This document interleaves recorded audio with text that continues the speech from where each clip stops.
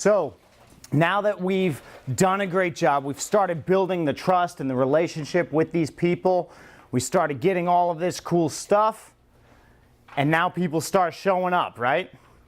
And when people start showing up, now we're running into some issues as well. So what kind of challenges do you guys run into when people start showing up? Overscheduling. Absolutely. Like double booking kind of thing, right? Absolutely. Scheduling conflicts can definitely be a huge thing. What other issues do you run into? For our stores, parking. Parking? Okay, yeah. What about when it comes to appointments? I mean, I can't give you more parking, I'm sorry. That's Bayflow management. There's stuff going on in the shop and I don't have a guy available at the exact time that you drop off the car. Absolutely. You're short on staff, right? Who here is short-staffed? Just about everybody, right? So that's definitely a challenge that arises. What other challenges? Wrong parts. Wrong parts, yeah. Parts were never ordered. Huh? They're late for their appointment, absolutely. I mean, people show up late. Sometimes they even show up early, right? Absolutely. What else? What if they show up for an appointment and then they want to add some other stuff on and you're not staffed for? Absolutely. They extend their appointment time with the other services and you don't have the staff to help with that. So that's definitely one of them, yep. What else? Customers' expectations. They call in and ask how long it's going to take to do a job, and so when they set their appointments at that time, they expect to be out right at that time. And it may not true. be even you that they talk to. Right. Absolutely. Absolutely. What other challenges?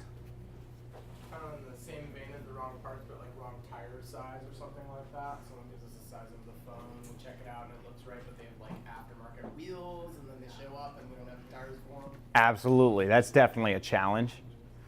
Right? What about your walk-ins?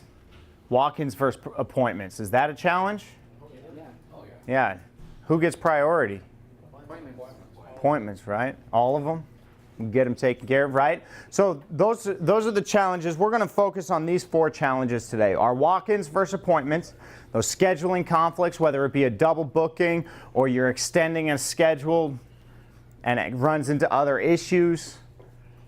We got our short-staffed. You don't have the staff to help. Or Billy Joe Bob called in sick today. What kind of things do we do with that? And then we have those late people. That means 15 minutes or more after their appointment they decide to show up. And we got those early people, the people that show up 15 minutes earlier before their appointment. What do we do? Common challenges that always arise when we set appointments and have appointments. I mean, shoot, they're kind of part of doing business, right?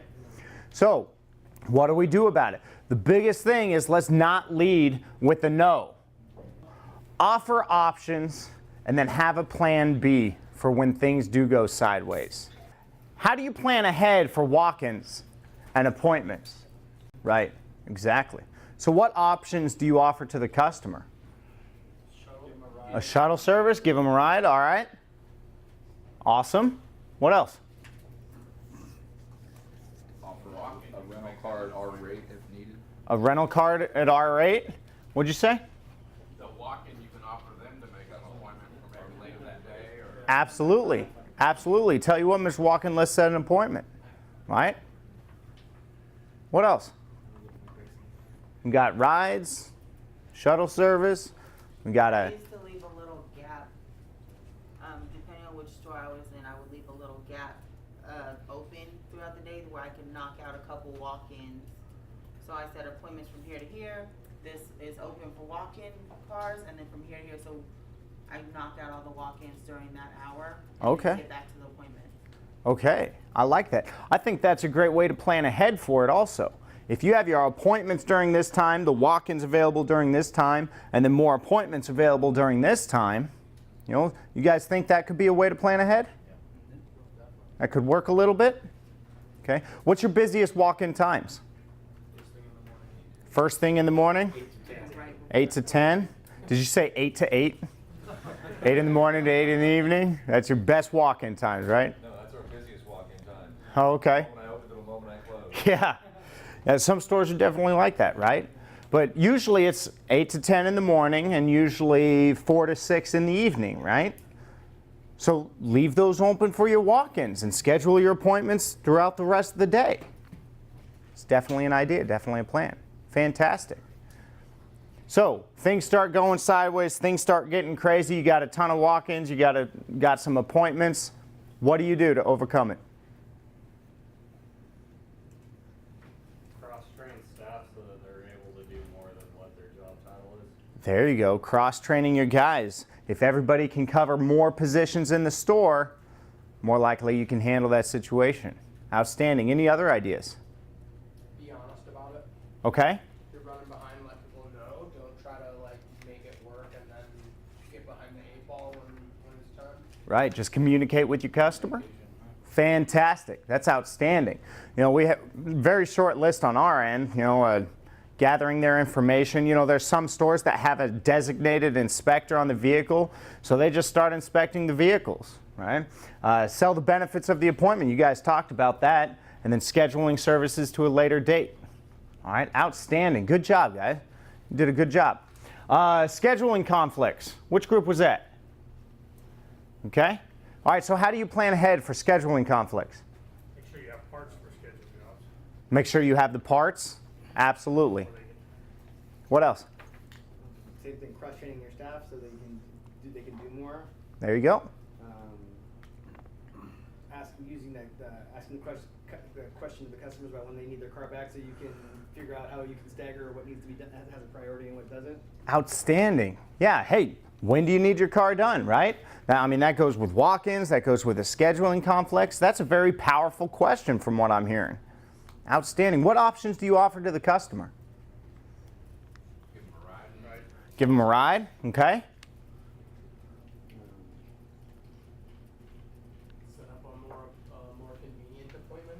Okay. Give them another appointment, whether earlier or later, whatever works best, right? Okay.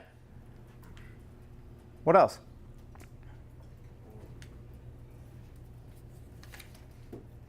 Kind of the same with the other one, cross-training your people, Okay. Move people around. Move them around, appointments around.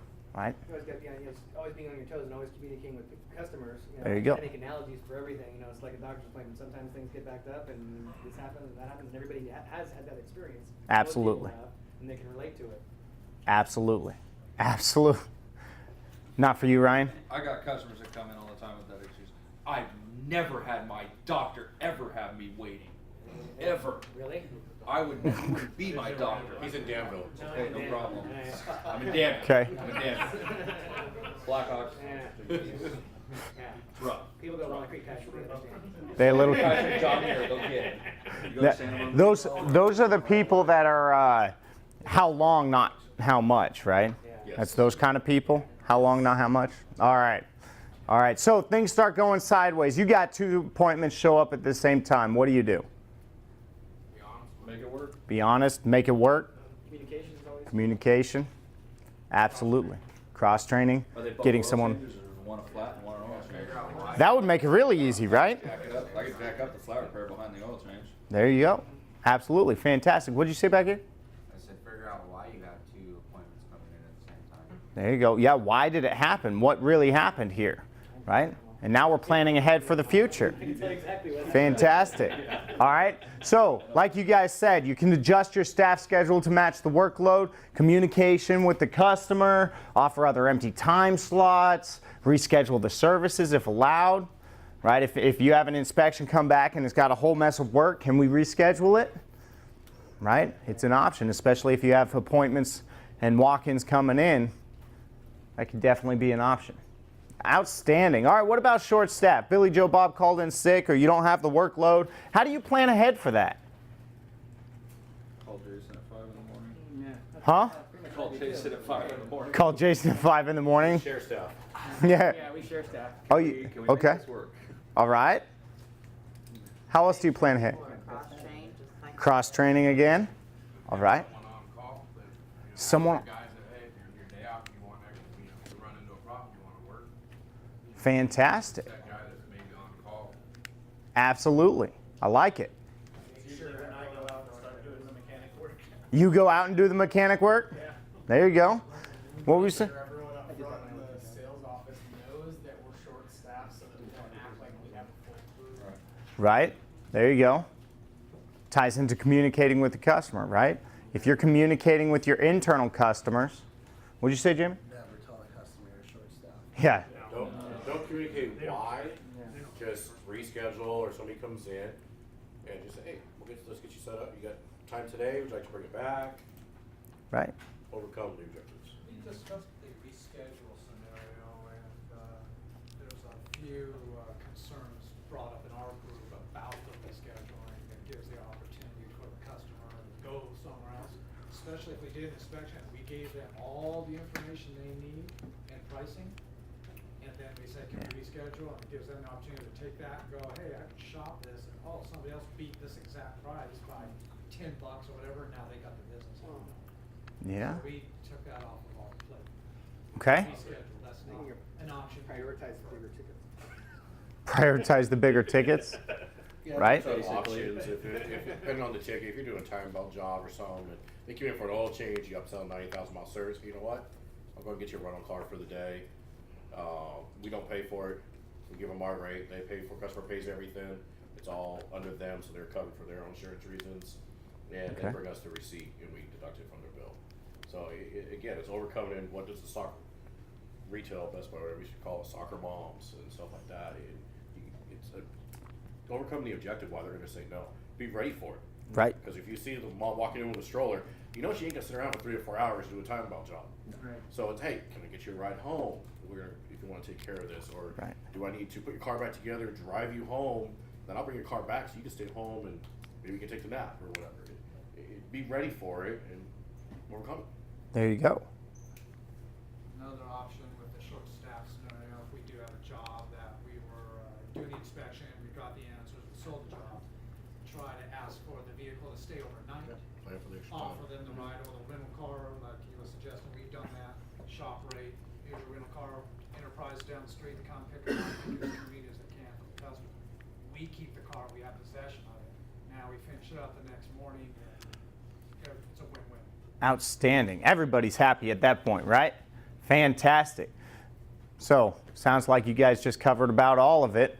But what does happen when it happens? Billy Joe Bob did call in sick. What do we do?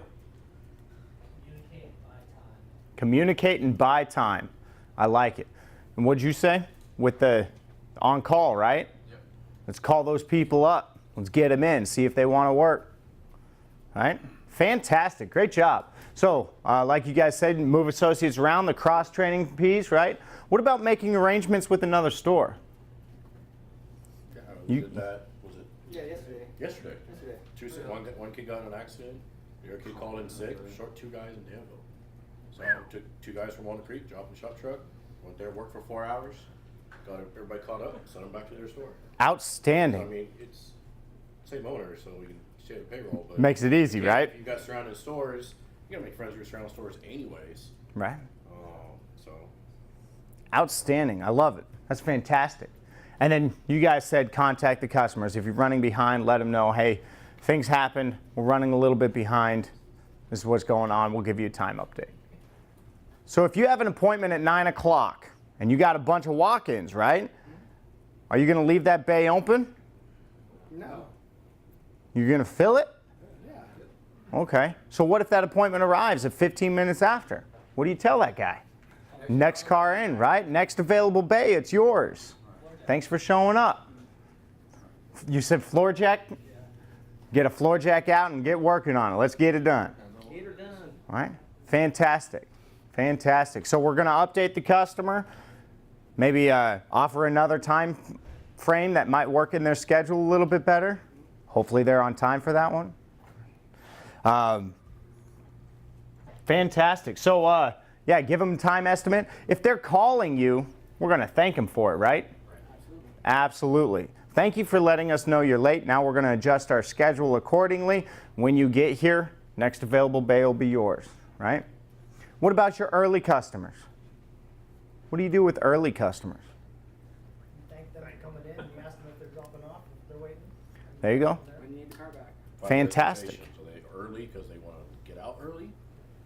Early because they're hoping a spot to be canceled and they can get in earlier. That could be, right, absolutely.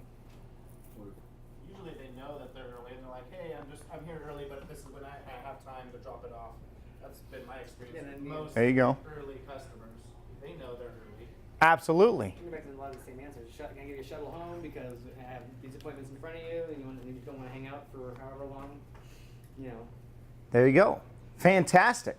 All right, so like you guys said, start the services if you can, right? Or give them the next available bay, offer the options, the shuttle service, the drop-off or waiting, all of that good stuff. So there's different factors, right? But if someone calls you and asks, hey, can I set an appointment? Yes. What do you? Yes. Okay, what do you tell them, James? I'd say I can get you in at this time, so if that time works for you, then that's the soonest I'd be able to get you in. Okay. At this time, I have like a 2-hour wait, but I'd be more than happy to do it for you. I'm always busy, but I'm never too busy. It's kind of like one of my go-tos. Okay. I heard a Set no. up the time. Did you hear a no out of that? No out of that. Did you? Oh, I'm sorry. How so? I mean, I could try to squeeze you in. That's obviously the answer we have to give a lot of people. But your chances of going there on that? It's not a negative or a positive, it's more of a middle answer. Right. Okay, kind of a middle of the road. It could be inconvenient. For you as the employee than your customer. Right. Right. It's almost enough. For Right. me as a customer, if I got that, I'd be like, maybe another day of work. If I can get it done today by somebody else, I'll probably do that. Okay. All right. That's- So I think the key here, and it's really why we're here today, is all about saying yes to our customers, right? So in order to say yes to our customers, let's think about this for a second. Ryan, do you guys do body work? No. Okay. Jason, do you guys fix windshields? Okay. I'm calling you guys. I have a flat tire. I'm pretty sure it's in the shoulder. Can you fix that? Bring it down, let me There we go. So when it comes to tires, when it comes to all that, we're willing to say yes to our customers, but if someone's calling with a problem, you just told me no. I did. Failed. What can we do instead? Find a solution. Offer solutions, right? So instead of leading with that no, let's find something else that we can say. You know what, Ryan? That is a serious problem. I'm sorry you have that problem. I know a guy. Did I tell him no? Right? You know, Jason, I know you have an issue with your windshield. I have a guy that comes to my store to fix your windshield while we're working on your car. How does that sound? Right? Did I tell him no? What did I tell him? I have a solution. I have a solution. I told them yes, right? That's the key. Yes. You all said it with the flat tire. We all know we can't fix a tire that's got a nail in the shoulder or the sidewall, right? But what did you guys tell me? Let's check it out. Come on in, yes. Bring it in. Let's check it out. Let's see what has to be done. The whole point of saying yes to our customers is change your thinking. Just change it just a little bit. Instead of leading with that no, yeah, I know we don't do body work, or a lot of us doesn't do body work. But do you know a guy? Do you know a facility? Do you have a relationship with the businesses around you that you can send your people to? And what's that going to do with your customer and your relationship? Increase their loyalty, build the trust. Absolutely. So let's find a way to say yes to our customers. Let's take our phone skills to the next level so we can say yes to our customers, so we can take our conversion rate from the 30, 35% up to 50, 60, or 70%, so that those customers are coming into our store. They're doing business with us, and they turn into the 82% of people that won't go anywhere else. Who wants that? Yes. Let's get that.